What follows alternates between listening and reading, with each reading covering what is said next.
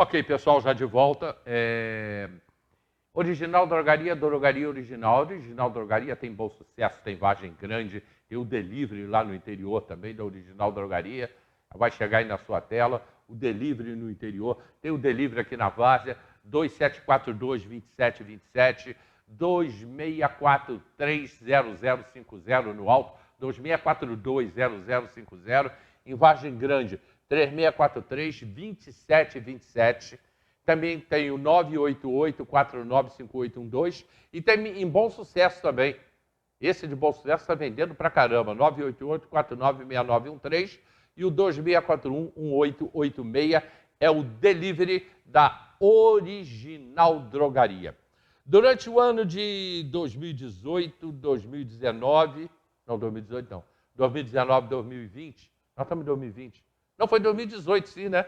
O Carlos Martins sempre participou dos programas comigo, lá na TV Cidade. Depois a gente veio para cá, ele continuou participando com a gente. Esse ano inteiro aí ele veio aqui algumas vezes.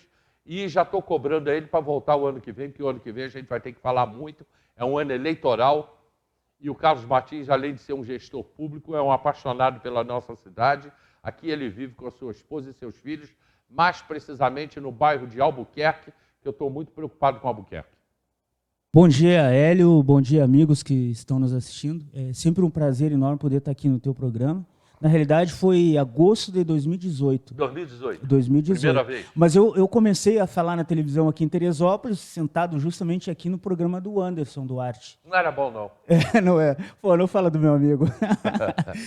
Um abraço, Anderson. Hélio, eu vejo com uma certa preocupação Teresópolis, né? Eu sou um apaixonado pela cidade. Eu conheci Teresópolis em 1996. Eu vim pela primeira vez, eu era noivo da Roberta, vim pela primeira vez aqui e me apaixonei pela cidade. Aí lá no sul eu falava que ia vir morar em Teresópolis e as pessoas diziam assim, as pessoas assim, tu vai trocar Bagé por Teresópolis? Aí um dia uma senhora falou isso na frente do esposo. Aí ela disse assim, olha, é como tu trocar um champanhe francês por um vinho barato. Tu não tem noção que é Teresópolis, o senhor esse sabia. Isso aqui é uma maravilha, Hélio. Só que eu tenho, assim, a Teresópolis que eu conheci há 25 anos e a Teresópolis de hoje são duas cidades completamente diferentes, né? Lá nós tínhamos uma cidade com algumas coisas ainda preservadas e hoje a gente vê uma cidade degradada caminhando para um abismo. E algumas coisas irreversíveis. E a questão de mobilidade urbana, como a gente estava falando, a situação tende a piorar, Hélio. Eu estou falando aqui, pessoal, como gestor público, como especialista em desenvolvimento territorial. Às vezes a gente tem que falar como um técnico, e não adianta a gente querer fazer o que o político faz, passar uma manteiguinha assim por cima e tentar disfarçar para agradar esse ou aquele. A gente precisa falar a realidade. E a culpa, de quem é a culpa? Não é do político, porque só existe o mal político porque existe nós, os maus eleitores. A gente vota em pessoas despreparadas, descompromissadas. Mas, Carlos, sabe por quê? Porque as pessoas não estão preocupadas. Se tem um assunto que as pessoas não estão preocupadas, é com mobilidade urbana. Não estão. Elas sabem reclamar, elas reclamam assim. E não estou dizendo que as pessoas estão erradas em reclamar, não. Só que elas têm que entender por que o fato está acontecendo. Empresa de ônibus. O ônibus está atrasado 1 hora. O ônibus tirou uma linha. Não é que o ônibus tirou uma viagem. Não é que o ônibus está atrasado, porque o trânsito está completamente engarrafado. Tirou uma viagem, porque uma viagem cobriu a outra. Ele tinha que fazer uma viagem a 1 hora, mas atrasou tanto que ele não conseguiu fazer. Então ele não fez, vai fazer a de 2 horas. Porque o trânsito em Teresópolis hoje é um negócio horroroso. Trânsito, buraqueira nas ruas, excesso de quebra-molas. Vai nos Estados Unidos ver se tu acha quebra-mola. Vai na Europa, tu não vê isso aí. Isso é uma aberração. Essa operação tapa-buracos, eu lembro que a gente comentava, Hélio, mais ou menos há 1 ano, eu falei no teu programa sobre, tu vai lembrar disso, sobre asfalto Sonrisal. Molhou, desmanchou. E é essa a realidade. É esse que está sendo aí. Esse asfalto frio, eu lembro isso lá na década de 80, quando começaram a utilizar. Lá na minha cidade, na rua Barão do Triunfo, que aí a empresa foi lá e construiu 100 metros daquele asfalto. E aquilo era novidade, porque era barato. Só que o que acontece? inclusive, a gente falou, a gente vai repetindo de tanto tempo, vindo aqui no teu programa, a gente acaba sempre repetindo, mas essas coisas são boas a gente repetir. O problema todo, Hélio, que o mais caro do asfalto é a emulsão asfáltica. E aí o que eles fazem? Eles diluem essa emulsão, e isso vocês vão observar, quando eles fazem esse tapa-buracos, né, que esse nome é tão horrível, né, aí vocês vão ver aquele líquido correndo. E quanto mais líquido corre, mais dificuldade tem de secar. De aderir e secar. Então, aquele asfalto não seca. E algumas ruas, a exemplo ali, a Neuza Chiapeta, a Duque de Caxias, não deveria ter esse asfalto. Porque são ruas que, se vocês observarem, colocam asfalto ali e rapidamente ele começa a esfarelar, porque aquele solo é muito instável. E a pedra, o paralelepípedo, é melhor, para mim, a melhor pavimentação que tem, porque dá pouca manutenção. Bom, mas vamos voltar ali à fala do deputado, Hélio, que foi muito bom ele ter falado isso, e eu vou tentar explicar mais tecnicamente. Existe um fenômeno geográfico acontecendo no mundo, e isso já aconteceu outras vezes, que é a desmetropolização. É um fenômeno geográfico aí que está acontecendo aí desde a década de 90 e vem se acelerando conforme os anos vão passando. Que significa o quê? O fim das grandes metrópoles. Isso já aconteceu lá na Antiguidade, né, com a Babilônia. Quem lembra da Babilônia, né? Na Babilônia nós tivemos a segunda fase da Babilônia, foi uma cidade vultosa, né, uma cidade com grandes prédios, edificações. E chegou um determinado momento que ela colapsou. Aí depois nós tivemos a Roma, em todas as suas fases, que Roma, isso mais ou menos ali 30 anos antes de Cristo, Roma tinha 60 milhões de habitantes, velho. Tu tem noção do que é isso? 60 milhões de habitantes? Roma. Né? O Império Romano... o Império Romano tinha em torno de 5 milhões de quilômetros quadrados. Era gigantesco. E aí, com Nero, né, que era um fanfarrão, um corrupto, um pilantra, acabou destruindo Roma. Depois veio Ciro, olha o nome até meio sugestivo, veio Ciro, que era outro maldoso, e acabou com o Império Romano, que depois acabou assumindo lá os turcos, né, Império Turco-Otomano. Bom, aí depois nós tivemos outras cidades, como Detroit, que lembra aí na década de 50, Detroit tinha em torno de 2 milhões de habitantes, que foi a capital do automobilismo, né, da indústria automobilística, que tinha ali a fábrica da Chrysler, GM, Ford, e aconteceu que Detroit, aquela grande metrópole, acabou também colapsando. Por quê? Porque essas coisas, velho, impostos altos, falta de segurança, saúde, transporte público, a violência aumentou muito em Detroit, então as pessoas que tinham a condição de vida melhor, elas acabaram indo para a periferia da cidade. Aí essas indústrias começaram a ir também para a periferia.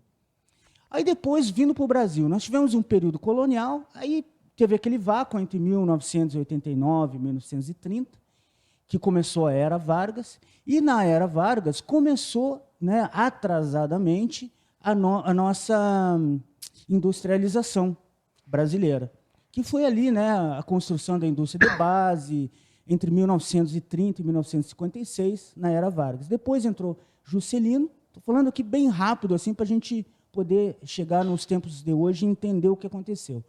Aí depois da Era Vargas, né, Juscelino, 1956, 57, Juscelino veio com 50 anos em 5, que estimulou a indústria automobilística no Brasil. Foi um acordo ali com os Estados Unidos, principalmente. Aí começou a ser desenvolvida a nossa indústria. Nós já produzíamos o aço e precisávamos montar os carros aqui, fabricar componentes para a indústria automobilística. Aí teve aquele vácuo ali, depois de Juscelino, até a entrada do governo militar.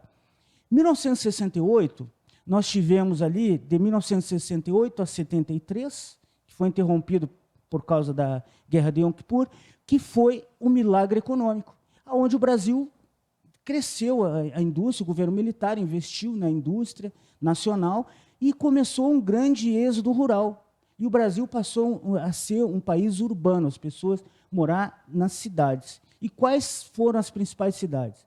São Paulo, Rio de Janeiro. E a indústria nacional ficou ali baseada, né, instalada nessas duas cidades, que formou as grandes manchas urbanas, que a gente chama, e as conurbações. Só que hoje, Hélio, ninguém quer mais viver nessas cidades. As pessoas estão fugindo, por quê? Violência, falta de mobilidade urbana. Às vezes tu leva 2, 3 horas para chegar no teu trabalho, aí tu imagina tu perder 4 horas do teu dia só no vai e vem do teu trabalho. No Rio de Janeiro já é muito comum. O Rio de Janeiro, São Paulo. E as pessoas começaram a migrar para cidades próximas, que também está ruim. Também está ruim. E agora, a exemplo de outras cidades, que isso também está acontecendo agora, nesse momento, nos Estados Unidos, as pessoas estão fugindo dessas cidades, dessas metrópoles, lá, que é o exemplo da Califórnia, né? São Francisco, Los Angeles. Los Angeles, hoje, São Francisco, as ruas, assim, é uma miséria total. As pessoas estão fugindo, inclusive algumas empresas, né, como a HP, a Microsoft, elas estão saindo lá dessa... Está acabando o Vale do Silício. Bom, voltando para o Brasil, Rio de Janeiro. Não sei se você já ouviu falar sobre Rio de Janeiro, Inferno de Janeiro. Foi um apelido que colocaram. Realmente, o Rio de Janeiro está virando um inferno.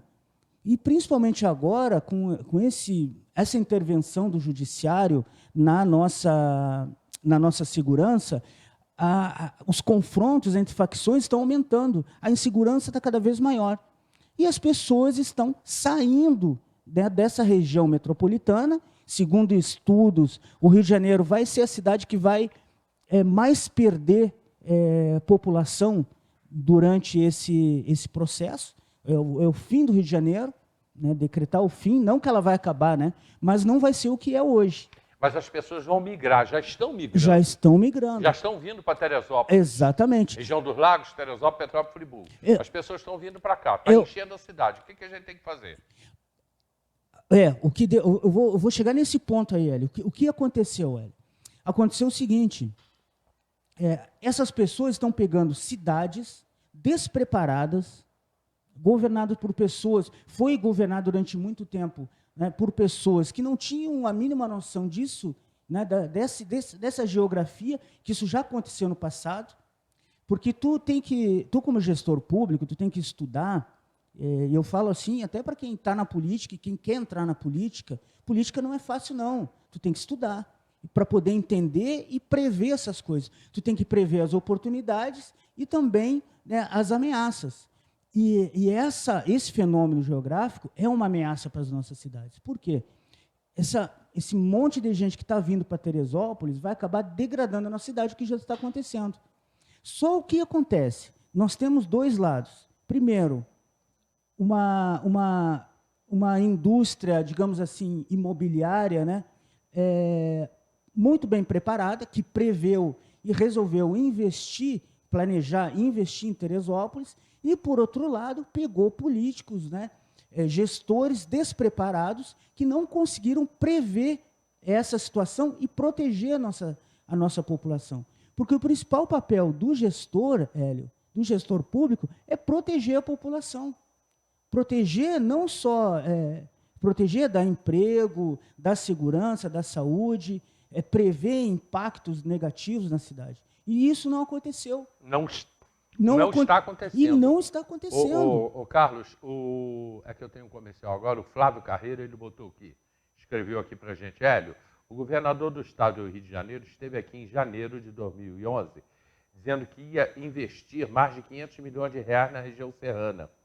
Mas isso, em janeiro de 2011, foi há muito tempo, né? Que governador foi esse? Eu acho que ele errou a data aqui. Mas vamos lá, ele botou janeiro de 2011. Mais de 500 milhões na região serrana, Petrópolis, Teresópolis, Friburgo. E que iam construir mais de 500 moradias para as vítimas da tragédia. 2011, quem era o governador?